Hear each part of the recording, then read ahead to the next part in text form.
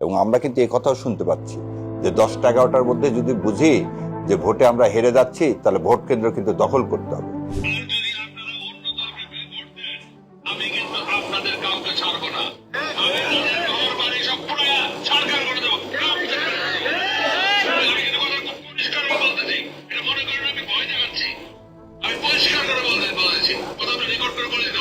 সতেরোটা বছর মানুষ লড়াই করেছে গণতন্ত্রের জন্য। সেই গণতন্ত্রের সংসদে কোনো ঋণ খেলাপিকে দেখতে চাই না। কেন সেটা কেউ বললো না? কেন সেটা আসলো না কারো মুখ থেকে যে এই ঋণ খেলাপিদেরকে আমরা সংসদে দেখতে চাই না? এই আপনি হচ্ছে এই ঋণ খেলাপিরা আপনাকে কি দিবে? এ তো যাই আগে এর ঋণ কেমনে মকুব করাবে ওই চিন্তা করবে, তাহলে রাষ্ট্রের টাকা গচ্ছা যাবে আরো, তাই না? শামীম হায়দার পাটোয়ারি একটা স্টেজে দাঁড়ায় আছে এবং উনি বক্তব্য দিতে উঠছে, পুরা মাঠের সবাই দাঁড়িপাল্লা দাঁড়িপাল্লা বলে চিৎকার করতেছে। ট্রেনে যাচ্ছে, ট্রেনে মানুষ দাঁড়িপাল্লা দাঁড়িপাল্লা বলে চিৎকার করতেছে। আমার কাছে এই দাঁড়িপাল্লা শব্দটার চেয়ে এই উৎসব মুখর পরিবেশে আমরা যে একটা ইলেকশন করতে চেয়েছিলাম, মনে হয় আল্লাহ সেটা কবুল করছে।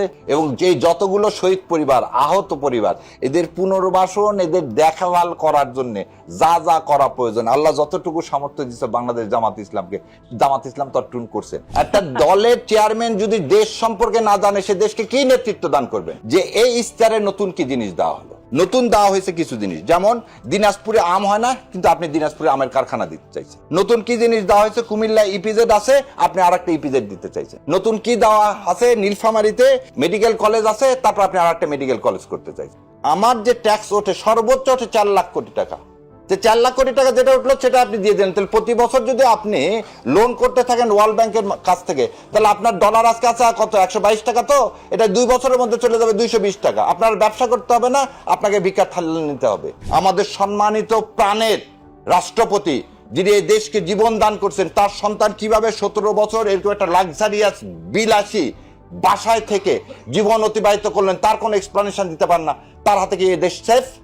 এই জনগণ যারা ভোট দিতে যাবেন, কার হাতে এই দেশকে তুলে দিবেন? এই দেশকে তার হাতেই তুলে দিবেন যে আমার আপনার ব্যথা বোঝে। প্রথমে আপনার কাছে একটু জানতে চাই যে একদম এই দোরগোড়া এসে নির্বাচনের এই পরিবেশটাকে আপনি কিভাবে দেখছেন? ধন্যবাদ আপনাকে। আপনার মাধ্যমে আপনার টিভি সমস্ত দর্শকদেরকে সালাম এবং শুভেচ্ছা, এবং আপনাদেরকে আসসালামু আলাইকুম রহমতুল্লাহ বারাকাতুহু। দেখেন, এই শেষ সময় এসে গতকালকে ইসি হঠাৎ করে সকালবেলা যেটা মোবাইল ফোন 400 গজের মধ্যে ইউজ করতে পারবে না, এই ধরনের একটা হঠকারী সিদ্ধান্ত, তারপরে আপনি সেটা উল্টো হয়েছে আজকে। জি, বিএনসিসিকে আপনি এখন পর্যন্ত বিএনসিসিকে ইলেকশনে পার্টিসিপেট করতে দেননি, যেখানে পুলিশ বা অন্য শান্তি শৃঙ্খলা রক্ষা বাহিনীর উচিত ছিল তাদের সমর্থন। এবং কালকে যখন এটা প্রচণ্ড প্রতিরোধ করা হলো, তারই পরিপ্রেক্ষিতে আজকে এটা উইথড্র করা হলো।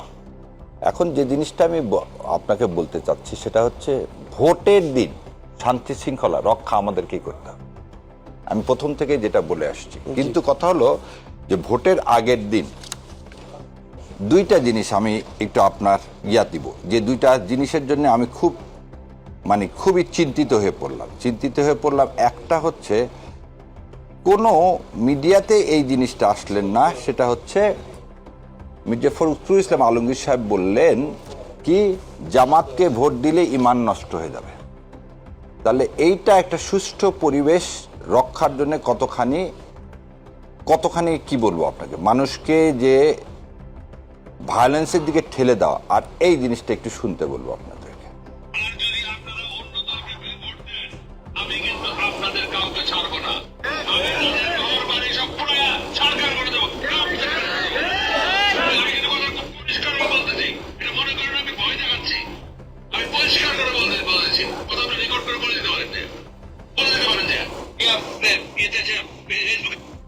প্রথম কথা হলো, উনি দুইটা কথা হলো, ঘর বাড়ি সব জ্বালায় দিবেন বিএনপি যদি আসেন। তারপরে একটা যেটা থ্রেট, আমি কিন্তু সত্যি করে বলতেছি, 3য় নাম্বার, রেকর্ড করে ছেড়ে দেন।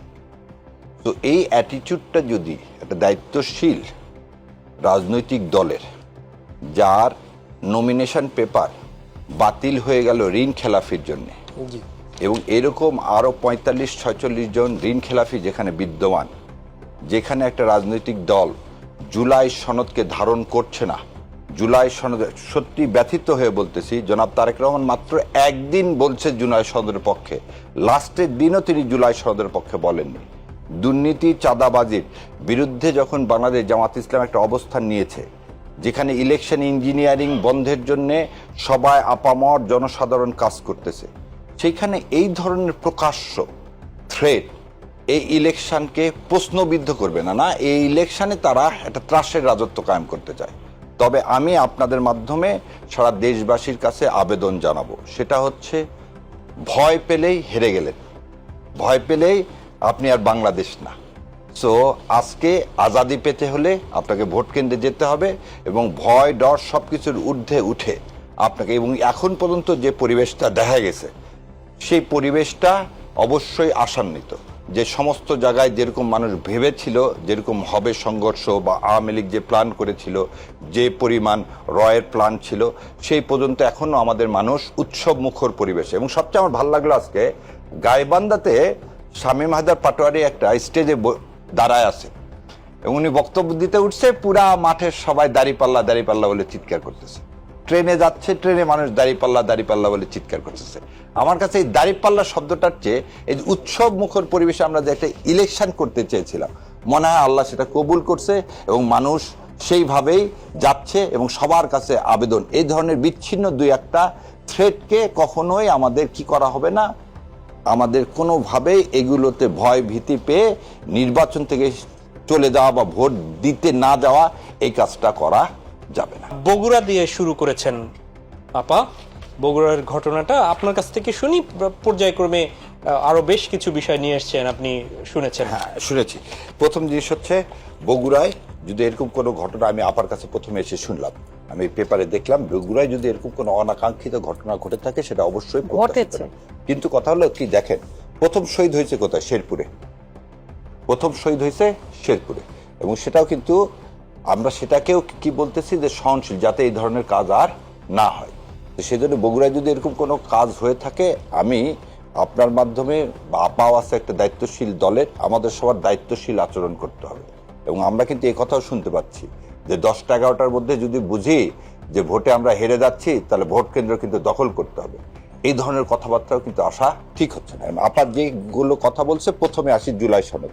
কেন আমি বললাম যে মাননীয় চেয়ারম্যান একদিন মাত্র বলেছেন যে হা ভোটের কথা, এটা হচ্ছে তাদের নির্বাচনী ইশতেহার। এই নির্বাচনী ইশতেহারের পেজ নম্বর 7, সংবিধান সংস্করণ 1 নম্বরে কি বলতেছেন দেখেন। সংবিধান সংস্কারের বিষয়ে বিগত এত তারিখে জুলাই জাতীয় সনদে যে আঙ্গিকে ঐক্যমত স্বাক্ষরিত হয়েছে, সেগুলো সেই মতে বাস্তবায়নে সর্বোচ্চ অগ্রাধিকার দেওয়া হবে। বললো না কিন্তু বাস্তবায়ন করা হবে। কিভাবে? আপনি সাইন করার পরে আপনি বলেন কিভাবে অগ্রাধিকার দেওয়া হবে, তার মানে আপনি কিন্তু এটা বাস্তবায়ন করতে চাচ্ছেন না। এই শুভঙ্করের ফাঁকিটা আপনি এখানে রেখে দিচ্ছেন যে অগ্রাধিকার দেওয়া হবে কেন? এর চেয়ে প্রায়োরিটি কি আছে? রেফারেন্ডাম হয়ে গেলে তাই you can not have any chance to touch it. আপনি এখানে বলবেন সেগুলো মতে জুলাই সনদ বাস্তবায়ন করা হবে, কারণ আমরা তো সবাই এগ্রিড হয়েছি, আমরা তো জুলাই সনদটাকে সাইন করছি। এই জন্য তো সাইন করে আপনি কেন বলতেছেন অগ্রাধিকার দেওয়া হবে? এবং এই যে আপা যে বললে একটা সংগঠন আছে, তারা জুলাইয়ের এটা অবশ্যই যদি করে থাকে সেজন্য তাদেরকে ধন্যবাদ বা সাধুবাদ। কিন্তু কথা হলো একটা দেখেন তো, জামাত ইসলামের ডেডিকেটেড একটা টিমই করে দেওয়া হয়েছে, যে টিমটা জুলাই সনদের জন্য খালি হা ভোটের জন্য ডোর টু ডোর চলে গেছে।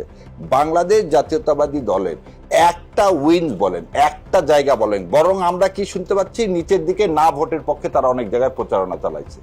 সো এভিডেন্টলি কি হচ্ছে, চেয়ারম্যান সাহেব যখন মাত্র একদিন, তার কাছে জুলাই সনদটা ইম্পর্টেন্ট না, তার কাছে জুলাই সনদটা ইম্পর্টেন্ট হচ্ছে না।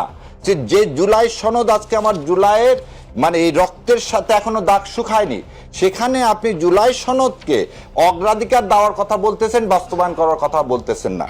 দ্বিতীয় জিনিস আসি, আমিরে জামাত বললেন ফ্যামিলি কার্ডের কথা। দেখেন কেন বলছেন উনি, রাখ তোর ফ্যামিলি কার্ড।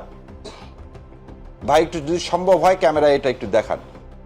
8/11/2023 আওয়ামী লীগ সরকার এই ফ্যামিলি কার্ডের কথা বলছিল, এবং কত এই পড়ে শোনাচ্ছি আপনাদের। মাননীয় প্রধানমন্ত্রীর মহতী উদ্যোগে বাণিজ্য মন্ত্রণালয় সার্বিক নির্দেশনায় নিম্ন আয়ের 1 কোটি উপকারভোগী কার্ডধারী পরিবারের মাঝে প্রতি মাসে টিসিবি পণ্য সামগ্রী বিতরণ করা হচ্ছে। বর্তমানে এই ফ্যামিলি কার্ডকে স্মার্ট ফ্যামিলি কার্ডে রূপান্তরের কার্যক্রম নেওয়া হয়েছে, এবং এই 1 কোটি কাদেরকে দেওয়া হয়েছিল? তখন যারা যারা আওয়ামী লীগ করে তাদেরকে। সো এই যে ফ্যামিলি কার্ডের কথা বলা হচ্ছে যে 2000 টাকা করে দিবেন, কোথায় থেকে এই টাকা দিবেন সে কথা তো বলেননি। তার মানে আপনি আওয়ামী লীগের যে দুঃশাসন, যে ফ্যাসিবাদ, আপা বারবার বললেন, আপাকে আমি একদম সম্মান করে বল, সেই ফ্যাসিবাদের আপনি কেন প্রকল্প পুনরুদ্ধার চাচ্ছেন? এটা তো আপনার নতুন কোনো প্রকল্প না। আপনি ফ্যাসিবাদের যে প্রকল্প ফ্যামিলি কার্ড, এটা ফ্যাসিবাদের, এবং এটা তো দলীয় যে দলীয়করণ, সেই দলীয়করণকে কেন আপনি আবার ফিরিয়ে আনতে চাচ্ছেন? সেই জন্যই মাননীয় আমির যে কথা বলছে রাখ তোর ফ্যামিলি কার্ড, এটা এইভাবেই বলছে বিরক্ত হয়ে। কারণ আবার কি পরিবারতন্ত্রের সেই দলীয় তন্ত্র সেটা আবার ফিরে আসবে, যেটার বিরুদ্ধে এতগুলো তাজা প্রাণ, এতগুলো রক্ত দিয়ে দেওয়া হলো। আসেন, উনি বললেন যে ওনাদের সেখানে তোর ব্যবহার, এটি কি সামগ্রিকভাবে বলেছে না ব্যক্তি কেন্দ্রিক? না না, এটা সামগ্রিকভাবে, এটা তো বলতেছে আওয়ামী লীগকে কেন্দ্র করে। কারণ এই ফ্যামিলি কার্ড তো নিয়ে আসছে আওয়ামী লীগ, এটা বিএনপি কে করে না। বিএনপি এই স্টারে যা যা দিছে 5টা জিনিস। ভাই আবার একটা প্রশ্ন তুলেছে যে ওনারা ব্যক্তি টু ব্যক্তিকে গিয়ে সহযোগিতার চেষ্টা করছেন বিভিন্ন ভাবে, জামাত করছে কিনা সেটি সেই উত্তর আমি পরে দিচ্ছি।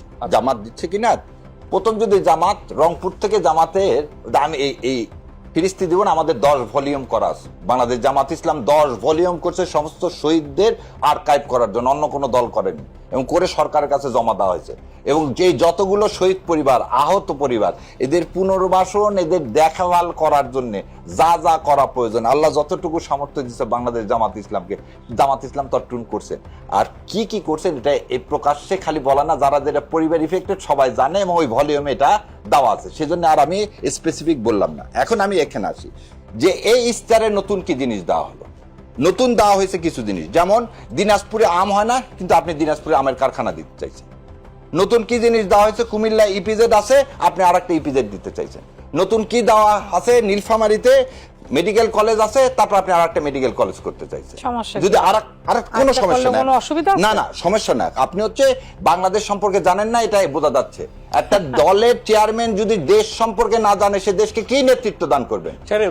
এইগুলো তো গোটা অনেকগুলো দেখেন, ফরিদপুরে আপনি বলতে সবেন, আপনি যে পলিসিটা এটা নির্ধারণ করলেন, তার মানে এই পলিসিটা আপনি সেদিন যেটা পড়লেন, কেউ ড্রাফট করে দিছে, আপনি এটা জানেনই না। আপনি জানলে এই পলিসি যদি করার সাথে বাংলাদেশ আমিরে জামাত 7000 কিলোমিটার রান করছে এই ইলেকশনে, কোথাও তো এরকম কোনো কথা বলেননি, কারণ ওই পলিসিটার সাথে তিনি সংযুক্ত ছিলেন। আপনাকে যদি বলা হয় যে এগুলো তো আপনি খুদ বা খুদের কথা বলতেছেন, আমরা ভালো কি নাই? হ্যাঁ, অবশ্যই ভালো আছে, ভালো দিকগুলো বলতেছি আপনাকে। আচ্ছা, এই যে আপার প্রথম কথাটা এটাই বলি, বহুদলীয় গণতন্ত্রের প্রবর্তক হচ্ছে শহীদ রাষ্ট্রপতি জিয়াউর রহমান। এবং আপনি আপনাকে বলি, এই গণ উদ্বোধনের পর থেকে আজ পর্যন্ত দেশনেত্রী বেগম খালেদা জিয়া এবং শহীদ রাষ্ট্রপতি জিয়াউর রহমানকে আমি যেভাবে ধারণ করি এবং বলি, তাদের দুইটা আদর্শ, একটা হচ্ছে ভারত আধিপত্যবাদের বিরুদ্ধে অবস্থান এবং ইসলামকে রক্ষার অবস্থান। এই অবস্থায় তো আজকের বিএনপি নাই। সেই জায়গায় তো আমার দুঃখ। আমি তো বিএনপিকে সমর্থন করতে চাই, বিএনপি ভালো আদর্শী, যে আজকে আমাদের দেশে সার্বভৌমত্ব কেন টিকে আছে জানেন? কেন শহীদ রাষ্ট্রপতি সেদিন শহীদ হলেন? কেন আমি সবসময় বলি শহীদ রাষ্ট্রপতি জিয়াউর রহমান? কেন তালপট্টি দ্বীপ সেদিন দিতে চায়নি সে? সেদিন আমার নেভির সবাইকে পাঠানো হলো তালপট্টি দ্বীপ উদ্ধারের জন্য। এইগুলো কেন করছেন? ভারতীয় আধিপত্যবাদের বিরুদ্ধে। সেই জায়গা থেকে আপনি চলে আসলেন। আপনি একজন চেয়ারম্যান, আজ পর্যন্ত বলতে পারলেন আজ ভোটের আগের দিন কার ইশারায় আপনি আসতে পারেননি আর কার ইশারায় এসেছেন, আজ পর্যন্ত এটাই পরিষ্কার করতে পারেননি। সেই ধোঁয়ার সাথে আমরা সবাই বলতেছি যে আপনি ভারতের ইশারায় এসেছেন। মানে সেই যে প্রশ্নগুলো তুললেন তা কি ভোটের মাঠে না? ভোটের মাঠে আমরা ভারতীয় আধিপত্যবাদের বিরুদ্ধে, এই যে জুলাই সনদ, এটা কি ভারতীয় আধিপত্যবাদের বিরুদ্ধে একটা অবিস্মরণীয় দলিল। এইগুলো কি ভোটের মাঠে প্রভাব পড়বে মনে করছেন? এটা তো ভোটের মাঠে, কারণ এই যে দলিল, যে আপনার যে জুলাই সনদের দলিলটা, এই জুলাই সনদের দলিলের সাথে কি মিলিত? 1400 লোকের আত্মাহুতির রক্ত, এটা ভারতীয় আধিপত্যবাদের। আমরা কি বলতেছি? আজাদি। সমস্ত জায়গায় বাংলাদেশ জামাত ইসলাম যে কি বলতেছে, হা মানে আজাদি, না মানে গোলামি। আমাদের বললেন না যে দেখেন 75 নম্বর ক্লজ জুলাই সনদের, রাজনৈতিক দলসমূহ দুর্নীতি ও অনিয়মের সঙ্গে সম্পৃক্ত ব্যক্তিকে দলীয় পদ বা নির্বাচনে মনোনয়ন দিবে না। তার মানে ঋণ খেলাফিদেরকে মনোনয়ন না দেওয়ার জন্য আপনি কিন্তু জুলাই সনদে সাইন করলেন, এবং আপনি 45 জনকে ঋণ খেলাফিকে আপনি মনোনয়ন দিলেন। আর লোক ছিল না।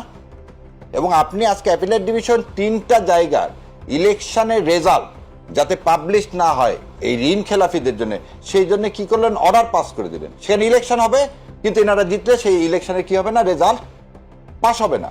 তাহলে আপনি জেনে শুনে আপনি একটা কি দিচ্ছেন? ইস্তেহার দিচ্ছেন। আপা যেটা বললো খাল খনন, খাল তো সত্যি জিয়াউর রহমান যে খাল খনন করছে, আজকে ওনাদের খাল খনন কর্মসূচিটা প্র্যাকটিক্যাল না, কারণ এটা বোধহয় ভাই খুব সুন্দর করে এক্সপ্লেনেশন দিয়ে দিছে, গাছ লাগানো এবং খাল খনন রেজ্জাকি ভাই, যে প্রতিদিন কতখানি খনন করতে হবে। দুর্ভাগ্য কি এখানে এটা নাই যে আমি ফারাক্কার জন্য আমার উত্তরবঙ্গের সমস্ত নদী শুকিয়ে যাচ্ছে, আমার সেজন্য চাঁপাইনবাবগঞ্জে আমার ব্যারেজ করা দরকার, যেটাই সরকার করতে চেয়েছিল। সেই ব্যারেজ করবেন কি করবেন না সেটা এখানে নাই। আমার নদী সংস্কারের জন্য ফারাক্কা ব্যারেজ করবেন কি করবেন না এই পারে সেটা নাই। আপনি বলছেন যে যে করে হোক যে কোনো মূল্যে, রংপুরে কি হয়েছিল আপনার হচ্ছে তিস্তা কর্মসূচিতে, আজকে জামাতে ইসলাম কি বলছে যে প্রথম দিন প্রথম কাজই হবে তিস্তা কর্মসূচি চীনের মাধ্যমে বাস্তবায়ন করা। বিএনপি এখন পর্যন্ত তারা বাস্তবায়ন করবেন, কিভাবে করবেন, কেমন করে করবেন, কবে করবেন শোনেন না, তিনি অগ্রাধিকারের কথা বলেছেন। এইখানে তো ওই জন্য বললাম জুলাই সনদের মতো অগ্রাধিকার না, কিছু জিনিস আছে কি আপনাকে, আপনার ফরেন পলিসি কি হবে, আপনার ইকোনমিক পলিসি কি হবে, আপনার ট্যাক্স কিভাবে হবে, এই জায়গাগুলো তো পরিষ্কার থাকতে হবে। আমি বলে দিলাম কালকে থেকে সবার বাড়ি 10 তলা করে দিব, ইট সাউন্ডস গুড, কিন্তু ইটস ইমপ্র্যাকটিক্যাল। আজকে ওনারা যে কথা বলতেছেন, আজকে কি ট্যাক্স আবার বাড়াবেন? আপনি এই ফ্যামিলি কার্ডের কথায় আসেন, 4 কোটি লোককে যদি আপনি ফ্যামিলি কার্ডে 2,500 টাকা করে দিতে থাকেন, কত টাকা প্রয়োজন? আমাদের যেখানে 7 লক্ষ কোটি টাকা হচ্ছে আমাদের কি টোটাল বাজেট, তার মধ্যে যদি 4 লক্ষ কোটি টাকা আপনি ফ্যামিলি বাজেটে দেন, তাহলে অন্য কাজগুলো করবেন কি দিয়ে? তাহলে আমার আবার দেখেন, আমার যে ট্যাক্স ওঠে সর্বোচ্চ ওঠে 4 লাখ কোটি টাকা, যে 4 লাখ কোটি টাকা যেটা উঠলো সেটা আপনি দিয়ে দেন। তাহলে প্রতি বছর যদি আপনি লোন করতে থাকেন ওয়ার্ল্ড ব্যাংকের কাছ থেকে, তাহলে আপনার ডলার আজকে আছে কত, 122 টাকা, তো এটা 2 বছরের মধ্যে চলে যাবে 220 টাকা। আপনার ব্যবসা করতে হবে না, আপনাকে ভিক্ষা থাল নিতে হবে। ওই জায়গাতে সম্মানটা কেন করি দেখেন, বেগম খালেদা জিয়ার সময় মনে আছে কারেন্ট ছিল না, আপনার যদি মনে থেকে, সে থিঙ্কিং কম্প্রোমাইজ করেননি। কিসে কম্প্রোমাইজ করেননি? যেটা শেখ হাসিনা সে প্রথম টাকাটা মেরে দিল কোথায় থেকে, কুইক রেন্টাল দিয়ে, কুইক ইনকামের পথ দিয়ে, দেশের স্বার্থ জলাঞ্জলি দিয়ে দিচ্ছে, কিন্তু কি হচ্ছে আমার ব্যক্তিগত টাকা কামাই করে নিচ্ছি। আজকে আমি বলতে খুবই ব্যর্থ হচ্ছি, আপা এটা বলতে ভালো করে, যে দলের প্রধান তার নিজের ইনকামের সোর্স মানুষকে বলতে পারে না, তার সম্পদের অ্যাকচুয়াল বিবরণ দিতে পারে না, যে গত 17 বছর এইভাবে রাজকীয় জীবন ইউকেতে পালন করলো, কিভাবে কোথায় থেকে সে অর্থ সংস্থান হলো, যেখানে শহীদ রাষ্ট্রপতি একজন সৎ নির্ভীক আমাদের সম্মানিত প্রাণের রাষ্ট্রপতি যিনি এই দেশকে জীবন দান করছেন, তার সন্তান কিভাবে 17 বছর এরকম একটা লাক্সারিয়াস বিলাসী বাসায় থেকে জীবন অতিবাহিত করলেন, তার কোনো এক্সপ্লেনেশন দিতে পারেন না। তার হাতে কি এই দেশ সেফ? এই জনগণ যারা ভোট দিতে যাবেন কার হাতে এই দেশকে তুলে দিবেন? এই দেশকে তার হাতেই তুলে দিবেন যে আমার আপনার ব্যথা বোঝে। কেন আমি তখন ওই উদাহরণগুলো দিলাম, যে উদাহরণগুলো দিলাম এই কারণে, আপনি তো ওই মানুষের সাথে কানেক্টেড হতে হবে।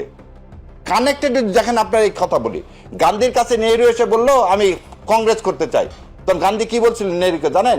যে তুমি ভারতের প্রতিটা গ্রামে যদি তুমি পদধূলি দিতে পারো, তারপরে এসে তুমি কংগ্রেসে যোগ দিতে পারবা। উনি এই প্রতিটা গ্রামে ভিজিটে যে 3 মাসের মধ্যে তার জন্ডিস হয়ে গেল, মৃত্যুপন্ন হয়ে গেল, তাকে ইংল্যান্ড নিয়ে যাওয়া হলো চিকিৎসার জন্য। তারপর ফিরে এসে গান্ধীকে বললো আমি এখন জয়েন করি, আমি তো অসুস্থ ছিলাম। বললো না, তুমি সবগুলো ঘুরে আসবা। এবং তার উপরেই কিন্তু সমস্ত গ্রামের উপরেই কিন্তু ডিসকভারি অফ ইন্ডিয়া বইটা লেখা। তো এইরকম নেতৃত্ব আমরা চাই। আমাদের আমিরের জামাত, বাংলাদেশ জামাতে ইসলামের আমিরের জামাত কোন গ্রাম কোন জায়গায় যায়নি। আমরা একটা এমন একটা লোককে চাই যার ভিশনটার সাথে প্র্যাকটিক্যালিটি থাকবে। আমরা 53 বছর তো এই দেশ দেখতে চাইনি, ক্ষুধা মন্দা এই অনাহারে থাকা দেশ কেন দেখবো? কেন দেখবো আমরা দুর্নীতিবাজ যারা টাকা নিয়ে টাকা দেয়নি, দেশের টাকা পাচার করছে, তাদেরকে নমিনেশন দেওয়া হবে? এখানে আমি একটু যদি প্রশ্ন করি, 1 মিনিট একটু উত্তর দিবেন আপনার কাছে যাওয়ার আগে। তা হচ্ছে যে দেশে তো আইন আছে, আদালত আছে, আপনারা আদালত পরিচালনা করছেন, বড় বড় আইনজীবী, তাহলে সে আদালতের জায়গা থেকে তারা কি করে মুক্তি পেল, নির্বাচনে যেতে পারলো? আচ্ছা, আদালতের জায়গা দায়বদ্ধতা আপনাদের নেই? আপনাকে এখন একটা জিনিস বলি, আদালতের জায়গা থেকে তো মুক্তি পায়নি বলে তো 3টা কি বললাম, অ্যাপিলেট ডিভিশনে যে কয়টা গেছে ঝুলিয়ে দেওয়ার জন্য তাদেরকে রেসপন্সিবিলিটি নেই? কাদের? আপনি যারা তাদেরকে নির্বাচন করতে দিলেন, নির্বাচন কমিশনের জন্য তো আমরা বললাম যে নির্বাচন কমিশন কিছু কিছু ক্ষেত্রে দ্বিচারিতা করছেন। যেমন আপনি যার কথা বললেন, যার স্টেটমেন্ট, এর ওই দিনে আরেকটা হিয়ারিং ছিল, সেটা হচ্ছে চিটাগাঙে আসলাম সাহেবের 2200 কোটি টাকা লোন। তারটা আমরা সবাই বললাম ঋণ খেলাফি।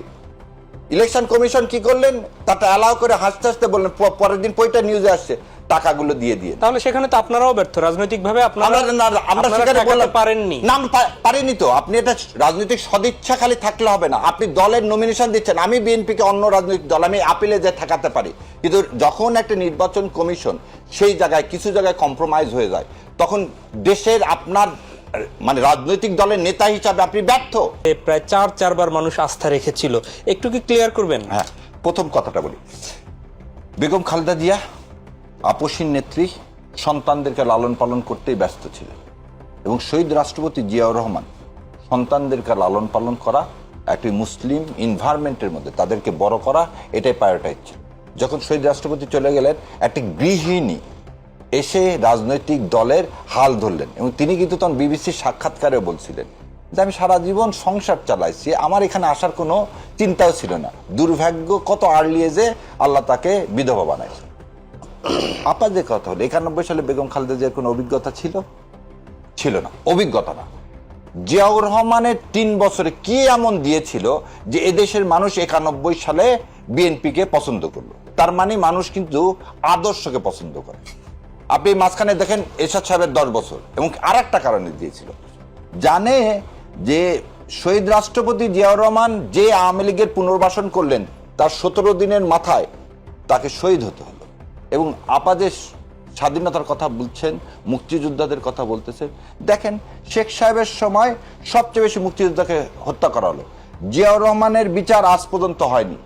জিয়াউর রহমান শহীদ জিয়াউর রহমান, হ্যাঁ, হত্যার বিচার। শহীদ জিয়াউর রহমানের শহীদ হওয়ার পরে এই বিচারের নামে, প্রহসনের নামে যত মিলিটারি অফিসারকে ফাঁসি দেওয়া হলো, সবগুলো ছিল মুক্তিযোদ্ধা, সবগুলো ছিল মুক্তিযোদ্ধা। তার মানে একটা কনস্পিরেসি সবসময় ছিল, যারা ইসলামকে ধারণ করে, ভারতীয় আধিপত্যবাদের বিরুদ্ধে থাকে, তাদেরকে উইক করে। এবার আসেন, জনাব তারেক রহমান সাহেবের একটা ডিপার্টমেন্ট পর্যন্ত চালানোর অভিজ্ঞতা নেই। ধরে নিলাম যদি তারা ক্ষমতা আসে, সো 4বারের অভিজ্ঞতা আছে। আর যারা যারা মন্ত্রী ছিল, আমার সিনিয়র থেকে শুরু করে মানে মওদুদ স্যার বলেন, যারা যারা ছিলেন, আজকে আল্লাহ এই জমিনে এই 15 বছর তাদেরকে মানসিক শারীরিক কি কষ্ট দিয়ে পৃথিবী থেকে তারা চলে গেছে। আজকে বলেন যে সে আমলের কোন মন্ত্রী যারা যারা কার আমলে ছিলেন, বেগম খালেদা জিয়ার সময় ছিলেন 91 সাল থেকে 96 সাল পর্যন্ত, সেই বাঘা বাঘা রাজনীতির লোকগুলো ছিল, আজকে নাই। সো আজকে যদি আপনি স্টার্ট করতে যান, ফ্রেশ স্টার্ট করবেন। দ্বিতীয় কথা, আপা বললেন নারীর ক্ষমতায়ন। সত্যি আমি খুব খুশি হতাম যদি এই পরিবারতন্ত্রের বাইরে, কোটাতন্ত্রের বাইরে যে শাম্মী আপা, ডক্টর জোবেদা, যাকে উনি সব জায়গায় নিয়েছে, আপনি তো ঘর থেকে আগে শুরু করবেন। আপনার ওয়াইফের মতো ক্রেডিবল, এইরকম ব্রিলিয়ান্ট, আউটস্ট্যান্ডিং কে আছে?